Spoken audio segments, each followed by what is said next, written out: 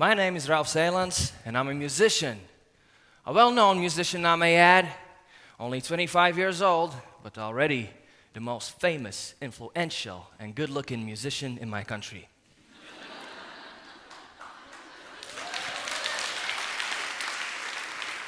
Which, of course, is false advertising, or in other words, bullshit. But boasting about oneself is just a tiny part of bull that's all around us. But as a man from a show business industry, from a small country, I could have easily lied just for the foreign viewers to go, that guy's legit. I mean, look at him, he's famous. He's the most something from his country. And I guess that he's on the stage of TEDx. That means that he's telling me the truth. Well, maybe it's a little bit of bull. Yes, bull is all around us. You can feel it in the air. You can smell it.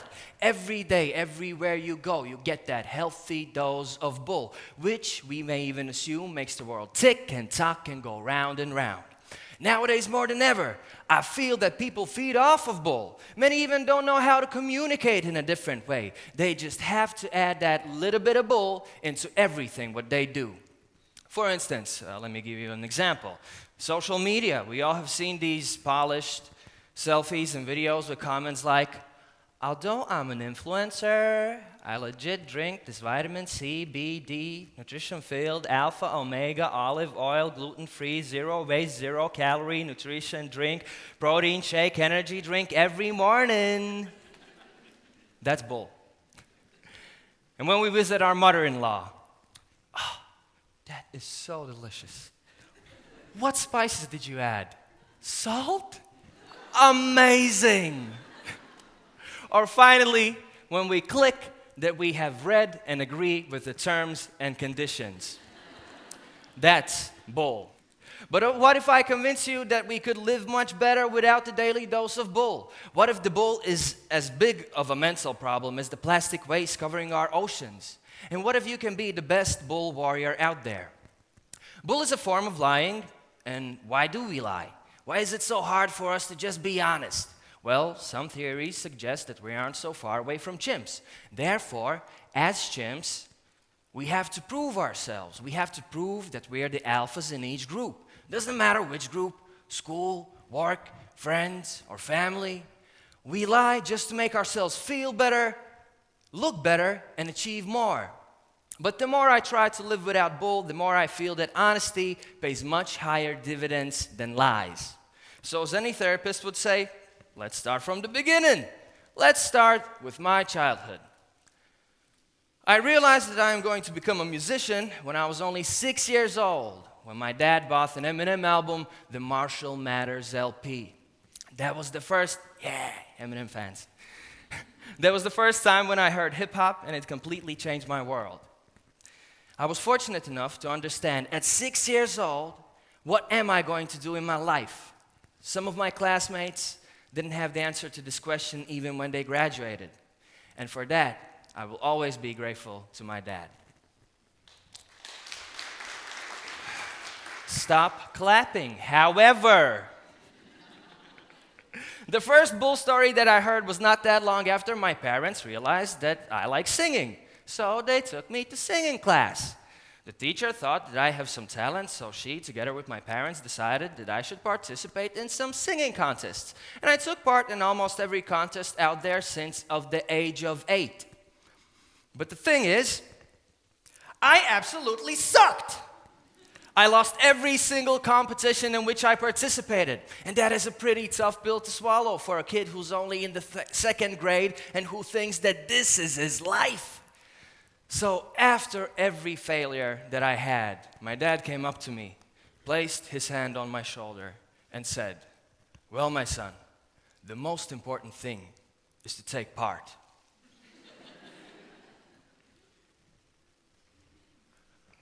Oh, for real? Thanks, Dad. I feel so much better now.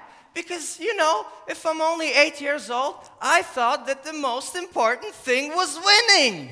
But now I see that all the gifts and candies that the other kids get because they're better than me are just smoke and mirrors. Because the most important thing is to take part. And I love my dad, and I know that his intentions were good. And once again, although I was only 8 years old, I understood that I was being bold. Because of my dad's solace, I was able to realize that I'm doing something wrong, that I have to change something, that I have to work harder. Because if really the most important thing is to take part, how come the other kids who won and took all the winners' benefits felt better than me? I was lucky to understand, by admitting my singing sucks, that I have to take way more singing hours, that I have to invest more time in what I love to do, and do much more than just listening to Eminem tapes. And only after many years since my first contest, I reached my childhood's dream, became a well-known professional musician. It is important to detect bull as early as possible. And when detected, you have to take action. No matter if it's fake news, false advertising, or political propaganda, if it's out there, it has to be stopped. Because you never know when it will play against you. One day I was chilling at my grandma's house when I received a message on Facebook. Whoop, and I quote, "Hi, I'm organizing a free event for Latvian citizens and guests. Date and place, 9th of June, Riga. The main idea is promoting family as the root of everything. We won't advertise it, but it's our fight against pride. Let me know if you're interested in participating." I remember that I had a really good mood that day. The sun was shining, the weather was sweet. I'm sitting in a chair in my grandma's garden, fresh orange juice on the left, my grandma's freshly made patties on the right. So I decided that it would be a funny idea to answer with one simple sentence. I'm gay. Send. That's not bold, that's a real story, yeah. Took a screenshot, erased the picture of the sender, and posted it on Twitter with a comment. I don't always get invited to perform in anti-pride events, but when I do, of course everyone understood the joke. People were laughing and sharing my response. Everyone understood that I was bullying some bull. Everyone but one. One news portal took my tweet, wrote a couple of sentences like one of which was, "Musician Ralfs Eilands made a shocking announcement," and added a headline, "Ralfs Eilands, quotation marks, I'm gay." Clickbait at its finest. The good news is that the article in the news portal got roasted online. Some people detected the bull. The bad news is, not everyone. I was shocked on how many people rose to the clickbait. Most of them didn't even read the article or click on my tweet to see the full context. They just read the headline.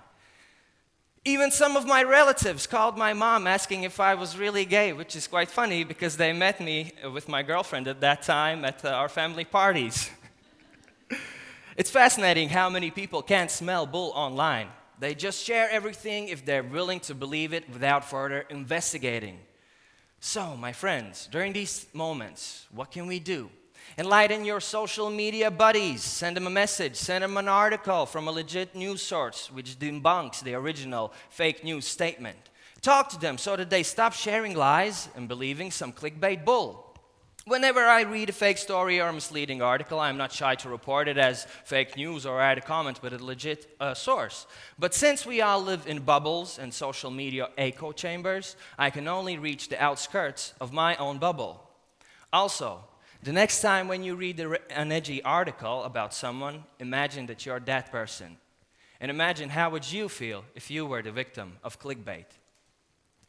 But every one of us can become bull warriors, and at least clean the path for friends and family in our own bubble. So when next time you see a fake article full of bull, and don't just smell it, make sure to say something and take part in the cleaning.